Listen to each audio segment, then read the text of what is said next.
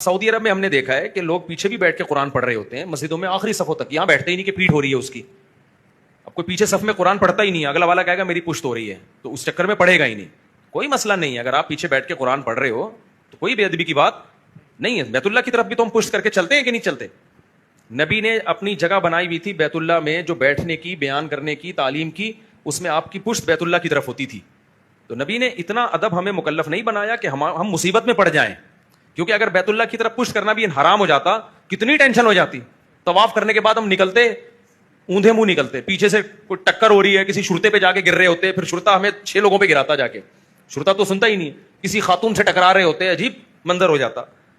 اس لیے نبی صلی اللہ علیہ وسلم نے اپنی نشست ایسی بنائی کہ پشت کس کی طرف ہو, بیت اللہ کی, تاکہ امت کو ٹینشن نہ ہو.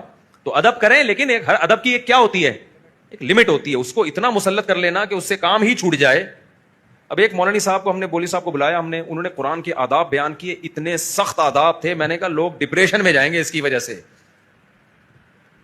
ڈپریشن میں جائیں گے. اس سے یہ نہیں کہ ادب کر پائیں گے, وہ اتنا ادب پریکٹیکلی ممکن نہیں ہوتا. تو ادب تو کریں جتنا کر سکتے ہیں, لیکن اتنا ادب کہ تلاوت سے ہی آپ محروم ہونا شروع ہو جائے نا, تو یہ عمل ٹھیک نہیں. ایک حافظ نے کہا میں لیٹ کے قرآن پڑھتا ہوں, میں نے کہا نہ پڑھنے سے بہتر ہے لیٹ کے پڑھ لے, تجھے یاد رہے گا اس چکر میں, سمجھ رہے ہیں نا.